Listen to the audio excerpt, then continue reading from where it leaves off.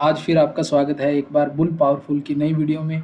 आप लोगों ने जितनी भी क्वेरीज दी हैं वो मेरे पास आ चुकी हैं। आज हम सबसे पहले डिस्कस करेंगे निफ्टी और बैंक निफ्टी।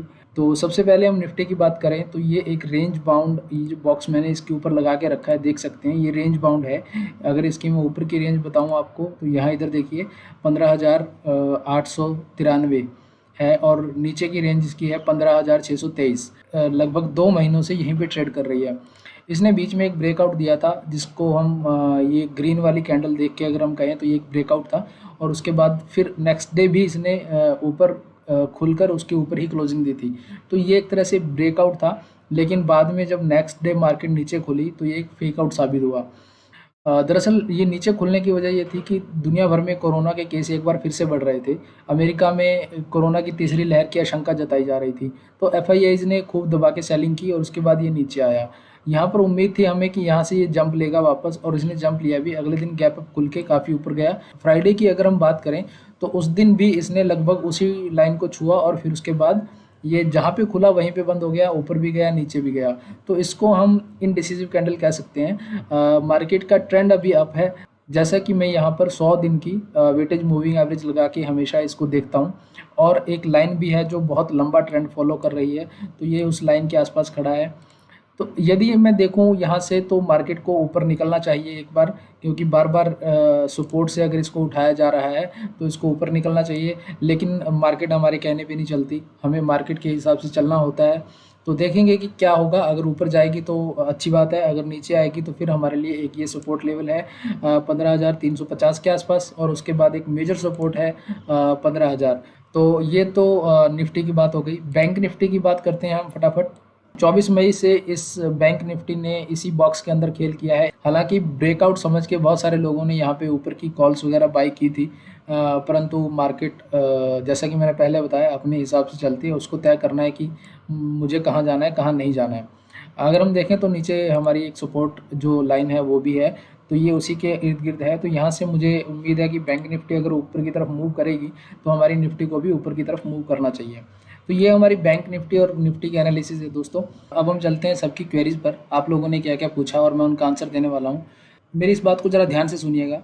मैं अपना पूरा टाइम देके लगभग आधे घंटे से ज़्यादा या 1 घंटे की वीडियो बनाता हूँ। हालांकि कोशिश करता हूँ कि मैं वीडियो छोटी से छोटी रहे, लेकिन अगर आपकी क्वेरीज़ का जवाब आपको नहीं मिलेगा तो उस वीडियो बनाने का कोई मतलब नहीं है। मैं आपको टेलीग्राम में भी अपडेट कर सकता हूँ कि इसका क्या रहेगा उसका क्या रहेगा, लेकिन वीडियो बनाने के पीछे मेरा मकसद इतना है कि आप लोग कुछ सीख लें। क्योंकि हमारे पास बहुत सारी रिक्वेस्ट आई थी बुल पावरफुल की टीम के पास कि हम लोग सीखना चाहते हैं और हम आपके साथ काम करना चाहते हैं। तो यदि आप सीखना चाहते हो, हकीकत में सीखना चाहते हो, तो आपको वीडियो देखने चाहिए। यदि वो आधे घंटे का या 1 घंटे का है तो कोई दिक्कत नहीं है। आपको मेरे वीडियो में अगर कुछ सीखने को नहीं मिलता है तो आप प्लीज़ कमेंट कीजिए कि हमें कुछ भी सीखने को नहीं मिला, कुछ भी नया नहीं मिला। लेकिन यदि आपको कुछ सीखने को मिल रहा है तो आपको पूरे वीडियोस देखने चाहिए। खैर हम इस पे टाइम ज़ाया नहीं करते हैं ज़्यादा। तो सबसे पहले सौरभ जी की क्वेरी है, I need advice on CDSL and BSC। तो ये CDSL और BSC पे एडवाइस चाहते हैं। तो यहाँ पे मैंने ये पिछले स्टॉक हैं जो लास्ट टाइम हमने चर्चा किए थे, यहाँ पर वॉच लिस्ट में देख सकते हैं।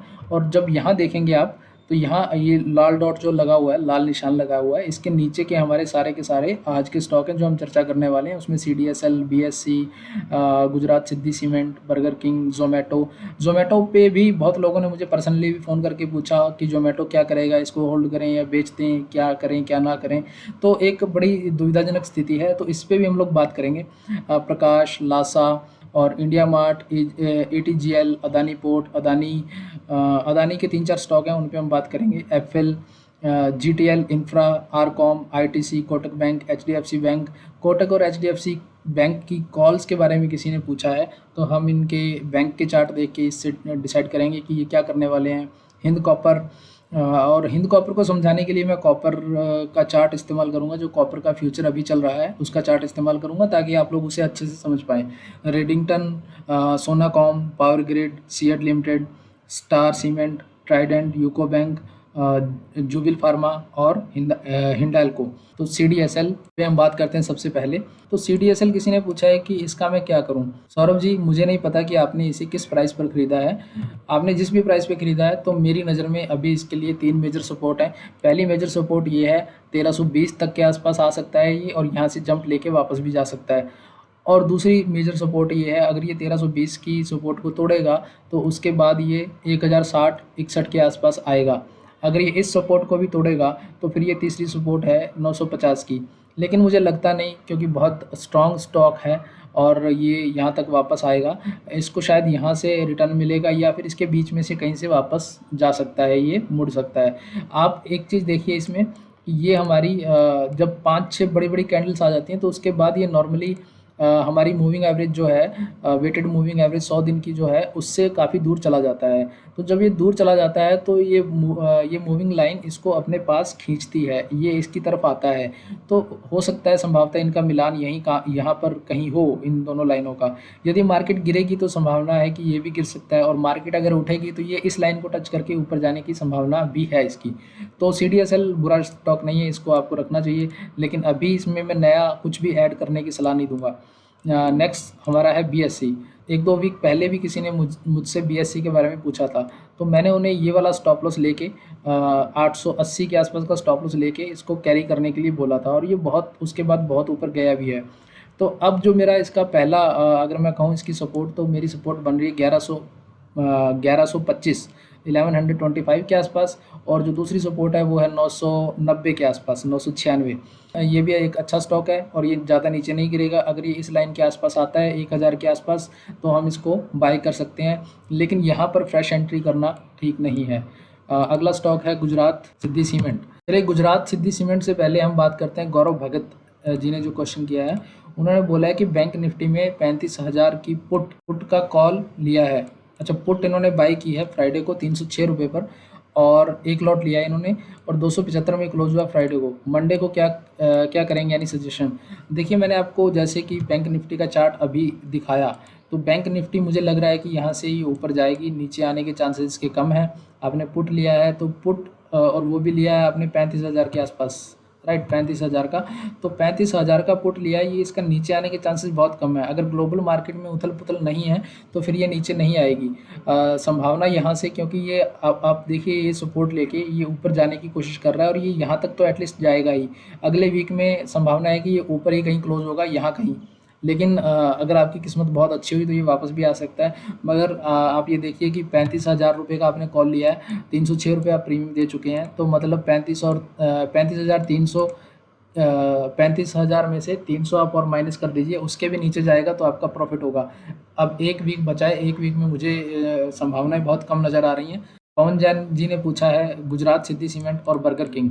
गुजरात सिद्धि सीमेंट की हमने लास्ट वीक भी बात की थी, और मैंने ये वाला एक सपोर्ट जोन बताया था कि यहाँ पर सपोर्ट है, इसको तोड़ के अगर ऊपर जाता है तो ये यहाँ से उड़ेगा।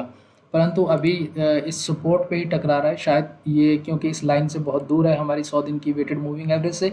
तो संभावना है कि ये थोड़ा और यहाँ पे रुके, और थोड़ा सा जब ये इसके आसपास आ जाएगी तो एक प्रेशर क्रिएट होने के बाद ये यहाँ से टकराने के बाद ये बहुत तेज़ी से ऊपर निकल सकता है। अगर मैं ऊपर की तरफ एक लाइन लगा दूँ, ये वाली लाइन, तो आप देख सकते हैं कि ये जब भी इस लाइन को तोड़ के ऊपर निकलेगा तो ये एक अच्छी मूवमेंट देगा। हमें इस लाइन के ऊपर एक क्लोजिंग की ज़रूरत है।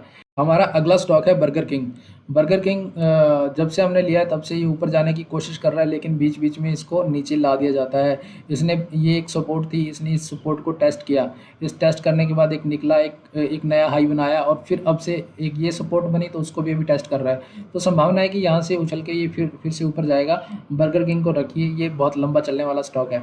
जोमेटो की दरअसल अच्छी लिस्टिंग हुई है, लगभग 50% के आसपास, 50 से 60% के आसपास ये रिटर्न दे दिया इसने लिस्टिंग के बाद। अब ये क्या करेगा, इस स्टॉक को क्या करेगा? हालांकि मार्केट में इस स्टॉक को ओवर वैल्यूड माना जा रहा है कि इस स्टॉक में घुसना ठीक नहीं है, लेकिन फिर भी बहुत सारे लोगों ने इसको बाई कर लिया है। तो जोमेटो पे मैं अभी बता दूं कि जोमेटो का कुछ भी क्लियर नहीं है कि ये ऊपर जाएगा या नीचे जाएगा। पहले दिन की कैंडल कुछ भी डिसाइड नहीं कर सकती है। तो यहाँ पर मैं आपको एक रूल बताता हूँ, जब भी कोई IPO खुलेगा उसका क्या हो सकता है, उसकी संभावनाएं क्या हो सकती हैं। तो ये रूल, जिन लोगों ने ये वीडियो नहीं देखा यहाँ तक और वो छोड़ के चले गए होंगे, तो उनको ये रूल समझ में नहीं आएगा। यहाँ पर मैंने एक इसका लो लगाया 115 का, जो इसने फ्राइडे के दिन मार्क किया, और इसका हाई अगर मैं कहूँ तो लगभग 138 के आसपास था। तो ये मेरे पास इसका हाई और लो आ गए हैं। अब ये स्टॉक जितने भी दिन इसके बीच में ट्रेंड करेगा तो मुझे कुछ नहीं करना है, इसके बीच में चले चलता रहे, मुझे कोई प्रॉब्लम नहीं है उससे।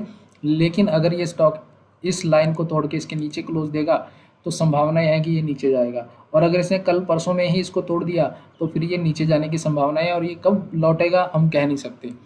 अगर ये स्टॉक यहाँ से इसको ऊपर की तरफ तोड़ता है, आज कल परसों या कुछ भी दिनों, कई दिनों में, एक हफ्ते में, 10 दिन में ऊपर की तरफ तोड़ता है, तो संभावना है कि ये और ऊपर जाएगा। तो जिन लोगों के पास है वो अभी इतना रिस्क लेके अगर इसको रखना चाहते हैं, 115 और 126 ₹10 का रिस्क है, अगर ये इसको लेके रखना चाहते हैं तो लेके रख सकते हैं। अदरवाइज़ मुझे लगता है कि 60% रिटर्न कम नहीं होता, तो आप इसे चाहें तो बुक भी कर सकते हैं। तो ये रूल हमेशा याद रखिएगा, जब भी कोई आईपीओ खुले, अगर वो अपना लो तोड़ेगा पहले दिन का तो वो नीचे जाएगा, अगर वो अपना हाई तोड़ेगा तो वो ऊपर जाएगा। अब ये स्टॉक क्या करेगा मुझे भी नहीं पता है। नेक्स्ट स्टॉक है, राघवेंद्र पीजी ने पूछा है, प्रकाश इंडस्ट्री और लासा लिया हुआ लॉस में चल रहा है, क्या करूं? सर मैं माफ़ी चाहता हूं कि दोनों स्टॉक मैंने ही शेयर किए थे और ये लॉस में चल रहे हैं, लेकिन मैंने जैसे कि आपको बोला, मार्केट के हिसाब से हमें चलना होता है, ना कि मार्केट हमारे हिसाब से चलती है, स्टॉक हमारे हिसाब से नहीं चलते हैं। तो प्रकाश इंडस्ट्री एक ऐसा ही स्टॉक है जो हमारी उम्मीदों के बिल्कुल विपरीत खेल रहा है, और इसके बारे में हमने लास्ट वीक भी शायद बात की थी कि यहाँ पर इसने यहाँ पे रेजिस्टेंस फेस किया, यहाँ पे रेजिस्टेंस को तोड़ा और ये इसको सपोर्ट बनाया, उसके बाद ये इसी सपोर्ट पे खेल रहा है बहुत दिनों से। उम्मीद है कि यहाँ से ये यहाँ तक जाएगा एटलीस्ट 84। अगर ये 84 तोड़ेगा तो फिर हम इसके लिए अगले टारगेट्स के लिए वेट कर सकते हैं, जो भी टारगेट मैंने आपको दिए हुए हैं। लेकिन अभी के लिए चिंता की ज़रूरत नहीं है, यदि हमारा स्टॉप लॉस इसमें आएगा तो हम इसका स्टॉप लॉस देंगे और इसको हाथ जोड़ के इससे एग्जिट कर लेंगे। नेक्स्ट स्टॉक है लासा। लासा देखिए कोशिश कर रहा है ऊपर जाने की, फिर ये नीचे आ जाता है मार्केट के साथ, और फिर ये ऊपर जाता है, फिर नीचे आ जाता है। तो यहाँ से लगभग लगातार यही चल रहा है। एक ऊपर इसके रेजिस्टेंस है 93 के आसपास, और एक नीचे इसके सपोर्ट है 76 के आसपास। तो ये इन दोनों के बीच में पिस रहा है। तो उम्मीद तो है कि ये स्टॉक ऊपर जाएगा, और जैसा कि मैं कहता हूँ कि इस स्टॉक में डबल होने की क्षमता है, तो जब तक ये स्टॉप लॉस नहीं ले, मेरे हिसाब से हमें इसको रखना चाहिए। अगली बात करते हैं हम इंडिया मार्ट की। इंडिया मार्ट के बारे में पूछा है डॉट ने। बीच में एक कपिल चौहान जी का भी एक सवाल है। कपिल चौहान जी पूछते हैं कि I have query about future stock options, how we can find best monthly future like SBI, Adani, IRCTC etcetera. तो हम मंथली फ्यूचर कैसे ढूंढ सकते हैं?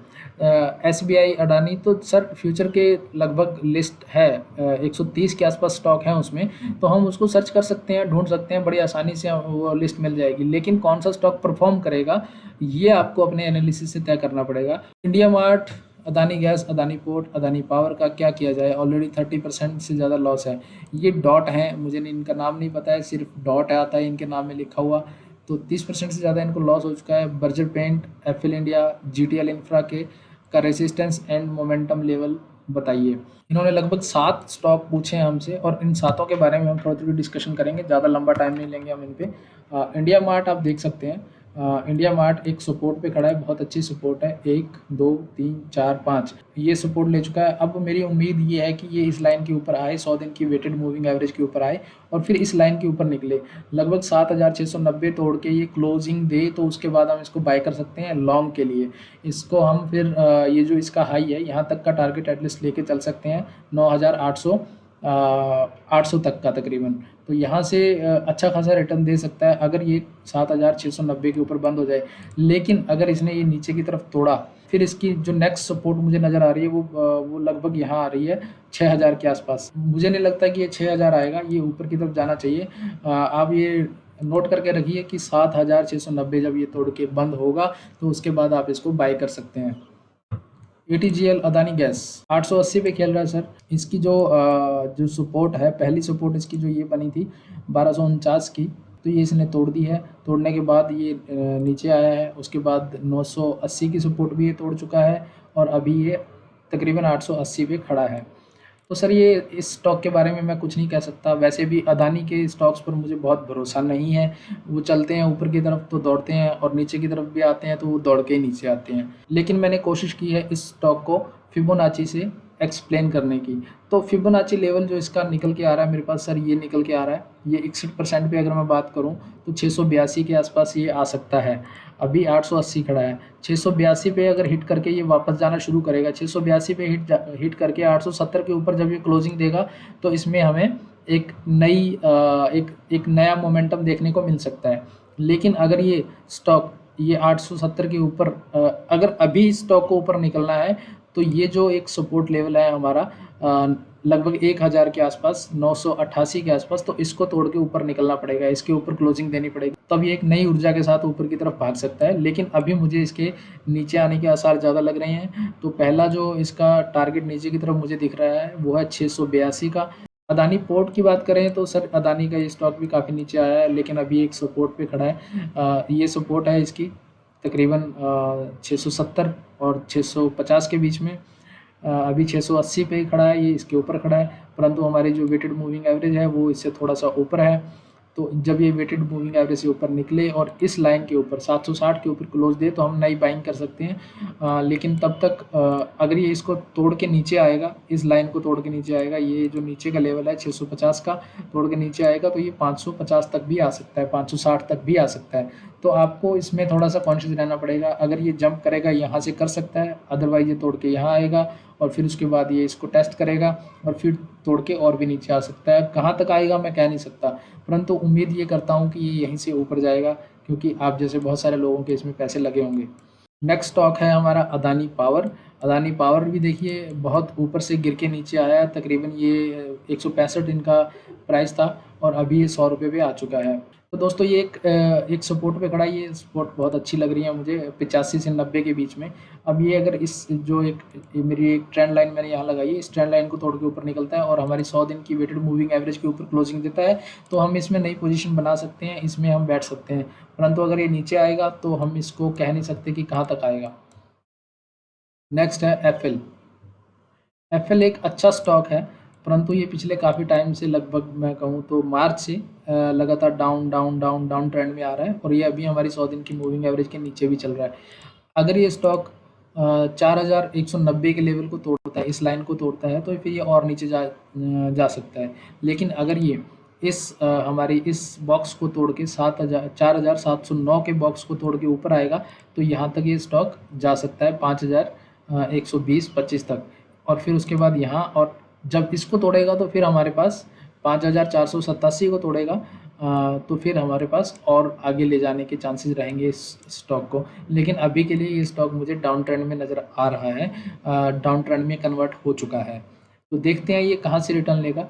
मेरी उम्मीद है कि ये जो इसने अपना एक सपोर्ट बनाया है तो यहीं से शायद कुछ दिन यहाँ रुक के शायद ये ऊपर जाए। नेक्स्ट है जीटीएल इंफ्रा। जीटीएल इंफ्रा 3 रुपये का स्टॉक है सर, इसमें मैं क्या टिप्पणी करूँ मुझे समझ में नहीं आ रहा। लगातार सर्किट पे चल रहा है और जब इसके सर्किट नीचे लगने लगेंगे तो आप निकल भी नहीं पाओगे। जैसे कि हमने देखा अदानी पोर्ट के साथ और अदानी पावर के साथ, जैसे ये सर्किटों पे नीचे आया है तो हमें इसने निकलने का भी मौका नहीं दिया होगा। तो मैं कहूँगा कि इस तरह के स्टॉक्स में मत घुसा कीजिए, ये स्टॉक आपको नुकसान ही देंगे, फ़ायदा बहुत कम देंगे। आरकॉम। आरकॉम भी देखिए सर्किट पे चल रहा है, 3 रुपये का स्टॉक है, तो 2-3 रुपये, 10 रुपये, 20 रुपये वाले स्टॉक में मत घुसिए।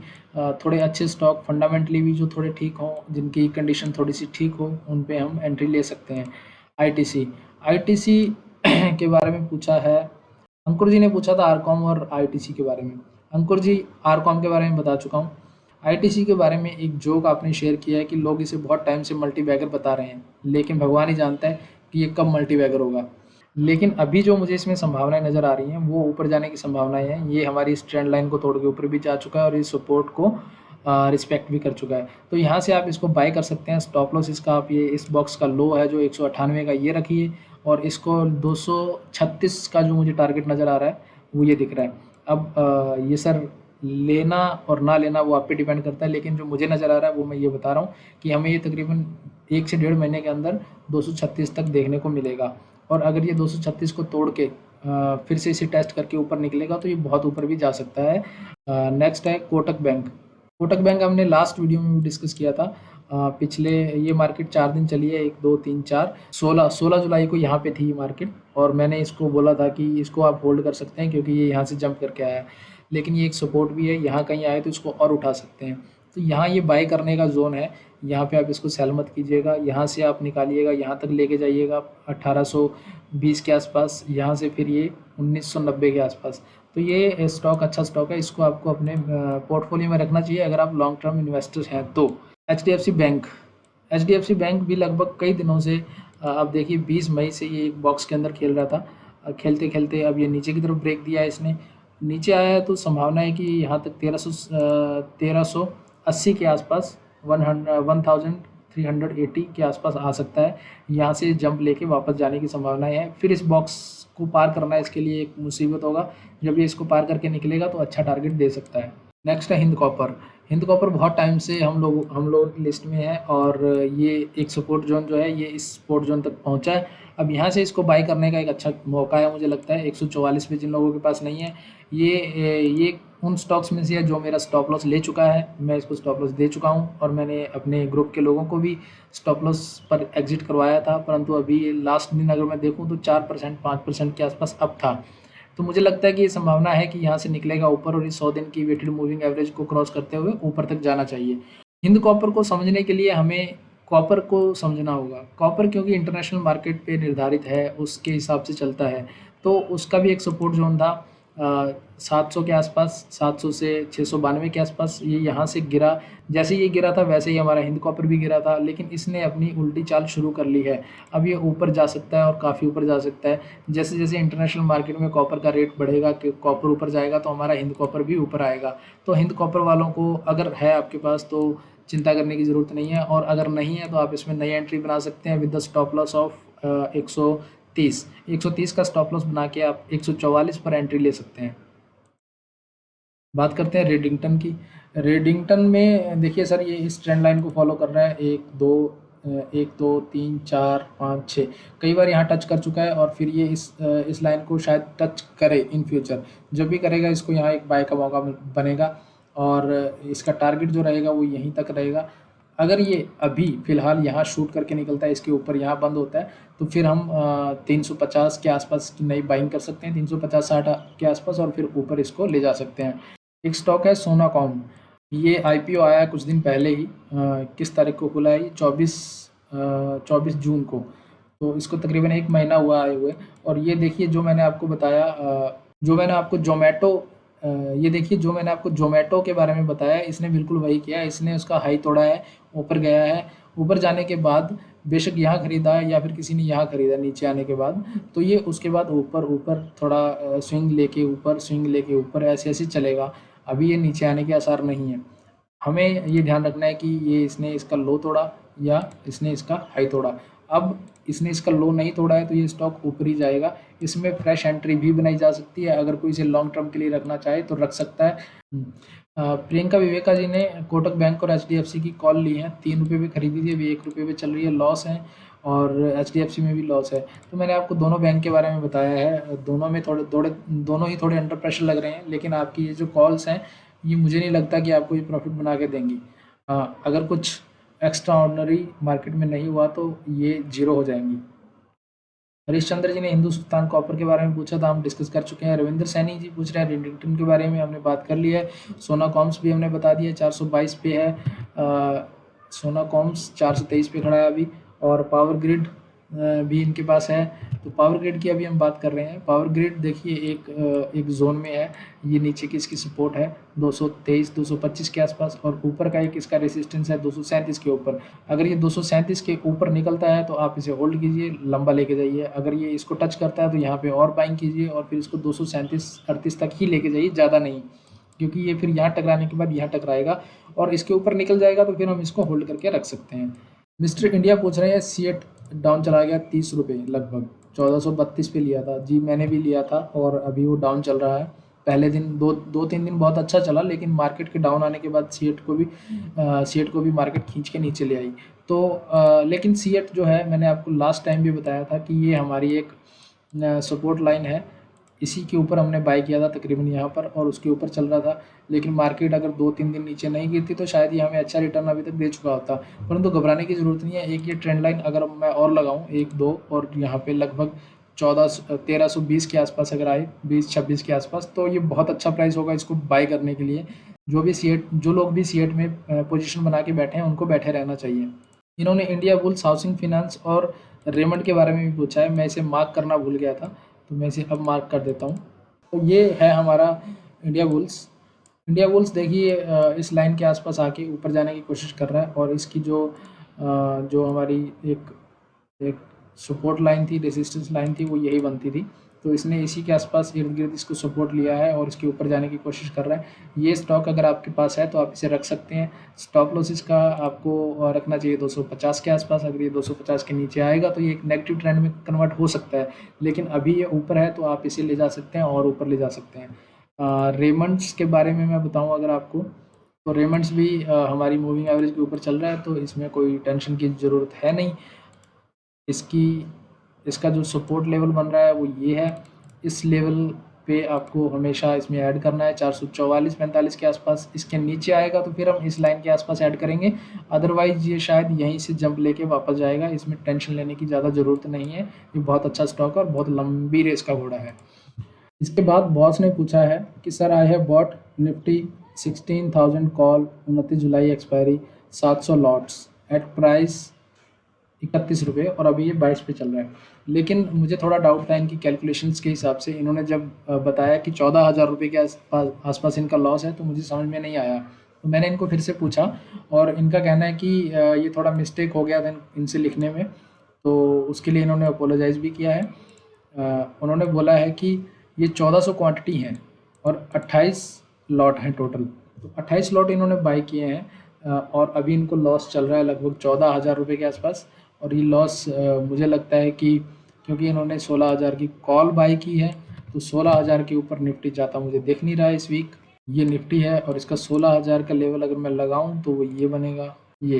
तो 16,000 के ऊपर जाना थोड़ा सा मुश्किल है। 16,000 के ऊपर आपने 31 रुपये का इसमें प्रीमियम भी दिया, 31-32 रुपये का, तो वो भी ऊपर जाए। 16,032 लगाते हैं हम, 16,032, ये है 36, तो इसके ऊपर जाएगा तो आपको प्रॉफिट होना शुरू होगा। लेकिन मुझे लगता नहीं है कि ये इस हफ्ते में इस लेवल को तोड़ के ऊपर निकल पाएगा, लेकिन अगर निकल जाए तो आपकी किस्मत। मैं तो हमेशा आपको कहता हूँ कि इस तरह के ट्रेड्स में मत घुसिए। जल्दी पैसा बनाने के चक्कर में बहुत लोग जल्दी पैसा खो देते हैं। रेणु कुमारी ने जोमेटो के बारे में पूछा है, तो रेणु जी मैं आप जोमेटो के बारे में बता चुका हूँ। आपने 300 शेयर खरीदे हैं 126 रुपये पे। देखिए ये चीज़ बहुत गलत है। जोमेटो की चाल के बारे में हमें पता नहीं है कि ये क्या करने वाला है, और हमने इसको यहीं पे खरीद लिया है। अच्छा होगा कि ये ऊपर चला जाए, आप सब लोगों को प्रॉफिट हो जाए, लेकिन अगर ये नीचे आया तो आप क्या करेंगे? आपने खरीद लिया है रेणु जी, ठीक है, कोई दिक्कत नहीं है, लेकिन मैं आपसे कहूँगा कि 115 के नीचे अगर ये क्लोज देगा तो आप इससे एग्जिट हो जाइएगा। फिर उसके बाद पता नहीं है कि ये कहाँ रुकेगा। हमें इसमें तब तक बने रहना चाहिए जब तक ये 115 के नीचे क्लोजिंग नहीं देता है, और अगर ये इसके ऊपर निकल जाता है तो उससे अच्छी तो कोई बात ही नहीं है, आप सब लोगों को प्रॉफिट बनेगा ही बनेगा। तो विश पटेल जी ने पूछा है कि जीएसएल सीमेंट कब चलेगा, तो इसके बारे में हम बात कर चुके हैं। उम्मीद है कि ये भी जल्दी चलना चाहिए और बहुत लंबा चलेगा ये भी। राहुल ने कहा है कि I am a new in trading, want to learn everything regarding future trading options to earn some money. तो सर हर कोई राहुल जी, हर कोई स्टॉक मार्केट में पैसा कमाने आता है, यहाँ गंवाने कोई नहीं आता है। लेकिन बदकिस्मती ये है कि 90 से 95% लोग यहाँ पर पैसा गंवा कर ही बाहर निकलते हैं, क्योंकि वो लोग कुछ सीखते नहीं हैं। विकास भट्ट जी कहते हैं कि first of all I want to know your name, ये मेरा नाम जानना चाहते हैं। आप जो कोई भी हैं बहुत बढ़िया कॉल्स देते हैं। सर कॉल्स तो मैं बढ़िया देता हूँ, लेकिन हमारे अंदर पेशेंस की कमी होने की वजह से हम जल्दी निकल जाते हैं। आपने बताया कि स्टार सीमेंट है आपके पास 111 पर, ट्राइडेंट है, यूको बैंक है, जुबिलेंट फार्मा है, हिंडाल्को है। तो हम एक-एक के बारे में बात कर लेते हैं अभी तुरंत। स्टार सीमेंट हमने दिया है सर, और उम्मीद है कि ये 119 तक जाके आया था, और ये 119 तोड़ेगा तो और भी ऊपर जाएगा। अभी फ़िलहाल हमें इसमें टेंशन लेने की ज़रूरत नहीं है। इस लाइन को ये शायद हो सकता है टच करेगा 111 के आसपास और फिर से ही ऊपर जाएगा। तो आप बिल्कुल परेशान हुए बिना इस स्टॉक में बैठ सकते हैं। नेक्स्ट है आपका ट्राइडेंट सर, 17 रुपये का स्टॉक है। मैं इस पे बहुत ज़्यादा टिप्पणी नहीं करूँगा क्योंकि बहुत सस्ता स्टॉक है, लेकिन अगर ये 18.35 या 19 के ऊपर क्लोज़ होता है तो ये और ऊपर जा सकता है। लेकिन अगर ये इसके नीचे आता है 17 के नीचे, तो फिर ये तकरीबन 15 के आसपास आएगा, और 15 से नीचे जाएगा तो मुझे नहीं पता ये कहाँ तक जाने वाला है। यूको बैंक, देखिए इसको थोड़ा चार्ट को छोटा करेंगे थोड़ा, और मैं इसको वीकली चार्ट लगाता हूँ। वीकली चार्ट में आप देखेंगे तो ये 100 दिन की जो हमारी वेटेड मूविंग एवरेज है, ये लगातार इसके नीचे ही चल रहा है, लगातार इसके नीचे चल रहा है बहुत टाइम से। और ये स्टॉक आप बिलीव कीजिए, मैं हाँ, ये 147 का था कभी, और आज ये 13 रुपये का था। इसीलिए मैं बोलता हूँ कि ईटीएफ वगैरह में आप इन्वेस्टमेंट कीजिए। अगर ऐसी किसी स्टॉक में फंस गए तो आपकी पूरी पूंजी जो है वो जीरो हो जाएगी। तो ईटीएफ में आप इन्वेस्ट कैसे कर सकते हैं, उसके लिए मैंने एक स्ट्रेटजी बनाई है, उसका लिंक मैं इस वीडियो में डाल दूंगा, आप चाहें तो उसे चेक कर सकते हैं। अब इस स्टॉक के बारे में पर्टिकुलरली बात करें तो ये स्टॉक इस बॉक्स में घूम रहा है तकरीबन 30 मार्च से। 30 मार्च से ये इस स्टॉक के ना तो ऊपर जा पा रहा है ना नीचे, और जब तक ये इसके अंदर रहेगा ये घूमता रहेगा। नीचे जाएगा तो पता नहीं कहाँ तक जाएगा, और ऊपर जाएगा तो फिर ये थोड़ा बहुत यहाँ तक, तकरीबन अगर मैं बताऊँ आपको तो ये लेवल है इसका 19 के आसपास आ सकता है मैक्सिमम। इससे ज़्यादा 19-20 से ज़्यादा जाता हुआ मुझे नज़र नहीं आता फिलहाल के लिए, कुछ दिनों के लिए। जुबिलेंट फार्मा आपने बाय किया हुआ, ये एक अच्छा स्टॉक लग रहा है मुझे, लेकिन अभी फिलहाल एक रेजिस्टेंस, बड़ा रेजिस्टेंस है 1030 के आसपास, एक बड़ा रेजिस्टेंस है 40 के आसपास। तो उस पर ये फिलहाल टकराएगा, नीचे आएगा, टकराएगा, नीचे आएगा। यहाँ कंसोलिडेशन के बाद ये ऊपर जाएगा। जब भी ये 1040 के 47 के ऊपर ये क्लोजिंग देगा तो हम इसको पॉजिटिव मान सकते हैं और ये लंबा जा सकता है। तो हिंडाल्को इंडस्ट्री जो है एक ये भी एक जोन में ट्रेड कर रहा है। दरअसल पूरी मार्केट, निफ्टी ही हमारी एक जोन के अंदर ट्रेड कर रही है, निफ्टी और बैंक निफ्टी दोनों। तो हम स्टॉक से भी यही उम्मीद कर सकते हैं कि वो एक जोन के अंदर खेल रहे होंगे। हिंडाल्को अगर इस लाइन के ऊपर 409 के ऊपर अगर बंद देता है तो ये एक अच्छा स्टॉक है, इसको रखा जा सकता है। ये लाइन को भी टच कर रहा है और यहाँ से जंप लेगा तो बहुत अच्छा रहेगा। लेकिन अगर ये नीचे आता है तो हम इसको इस लाइन तक होल्ड करके रख सकते हैं 345 तक। 345 के नीचे की क्लोजिंग हमारे लिए सिरदर्द साबित हो सकती है। तो आज की हमारी एनालिसिस यहीं पे ख़त्म होती है। ये वीडियो हालांकि काफ़ी लंबा बन गया है, लेकिन मैं उम्मीद करता हूँ कि आपको इसमें कुछ ना कुछ सीखने को ज़रूर मिला होगा। और यदि आपको कुछ सीखने को मिला है तो आप कमेंट करके बताइए, आप लाइक करके अपना समर्थन दीजिए, और अपने ज़्यादा से ज़्यादा दोस्तों के साथ इसे शेयर कीजिए, और आप हमारा चैनल भी सब्सक्राइब कर सकते हैं। Thank you very much.